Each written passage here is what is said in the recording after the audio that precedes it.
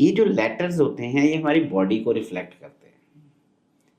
अभी हम English alphabet में कुछ अपर जोन लेटर की बात करते हैं, मिडिल जोन होते हैं, एक नीचे की ओर जैसे लेटर जी वाई होता है।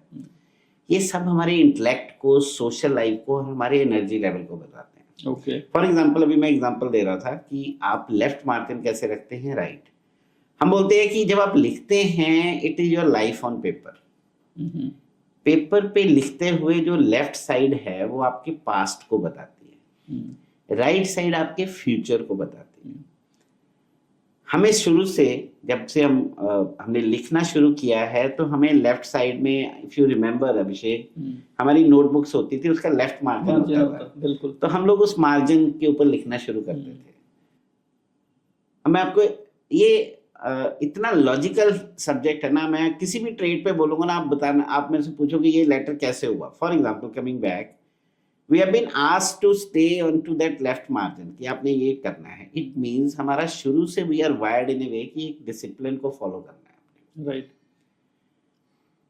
Over a period of time, जैसे जैसे हम आगे बढ़ रहे हैं, as I said based on my experience value, जैसे जैसे मैं बढ़ता गया, अब आप अभी ऑडियंस के लिए भी मैं बोलूंगा कि आप अपने, अगर आपके सामने कोई नोटबुक पड़ी है, आप अपना कोई भी राइटअप करें, अगर वो प्लेन पेपर पे लिखा हुआ है, हम जनरली लेफ्ट एक स्पेसिफिक मार्जिन से शुरू करते हैं, और मार्जिन से शुरू करते करते जब हम लिखते जाते हैं तो many people will have a trend. होता क्या है, बेसिक रूल ये है कि हम प्लेन पेपर पे लिखना होता है हमें। आप लिखना शुरू करते हैं, कुछ लोग तो बिल्कुल स्ट्रेट आएंगे, they will be coming straight. कुछ लोग चलते चलते उनका लेफ्ट मार्जिन बढ़ना शुरू हो जाता है। okay.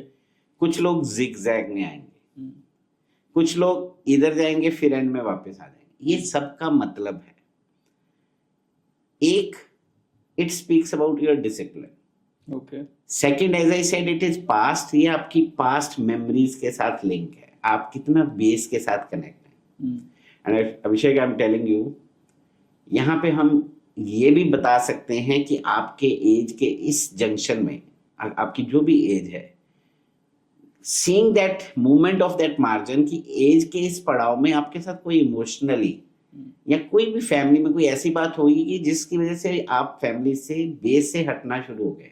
Okay. So what I am saying is, straight line आती है, coming back to your question, तो ये लोग बड़े डिसिप्लिन्ड होते हैं। Okay. They follow the rules. इनको एक सेट पैटर्न में, ऑर्गेनाइज स्ट्रक्चर में।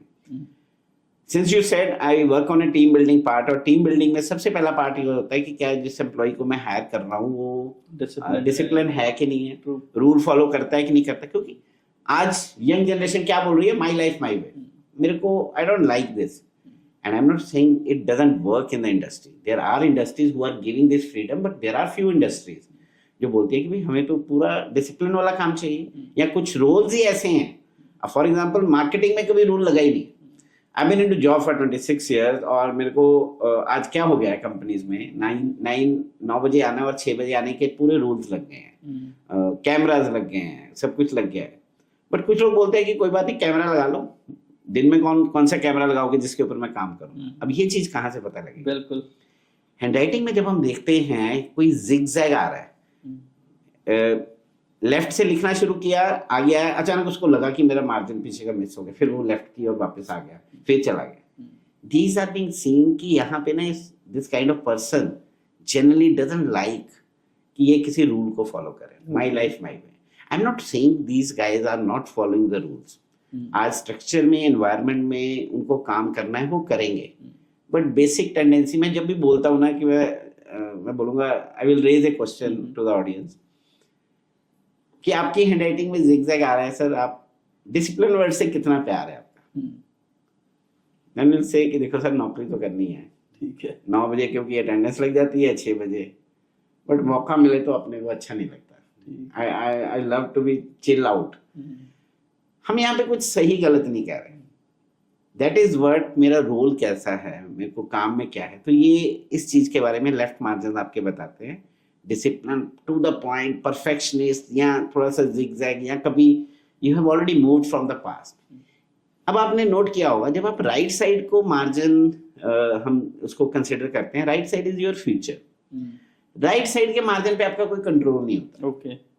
क्योंकि आप लिखते लिखते जाते हैं और कुछ लोग होते हैं जो राइट साइड का पूरा स्पेस यूज करते हैं, कुछ लोग सडनली वापस आ जाते हैं इधर। आई एम टॉकिंग अबाउट, अगर आप भी अपनी हैंडराइटिंग में देखेंगे तो अगर आपके राइट साइड में स्पेस था लिखने का वर्ड, अगला वर्ड जो आप नेक्स्ट लाइन में लेके गए और आपने उस स्पेस में नहीं लिखा, इसका एक मतलब है people who are using the right margin properly till end, okay, हम बोलते हैं ये लोग फ्यूचर में जाने की चाहत रखते हैं, रिस्क टेकिंग एबिलिटी अच्छी है इनकी, ये बढ़ने का जज्बा होता है इनमें।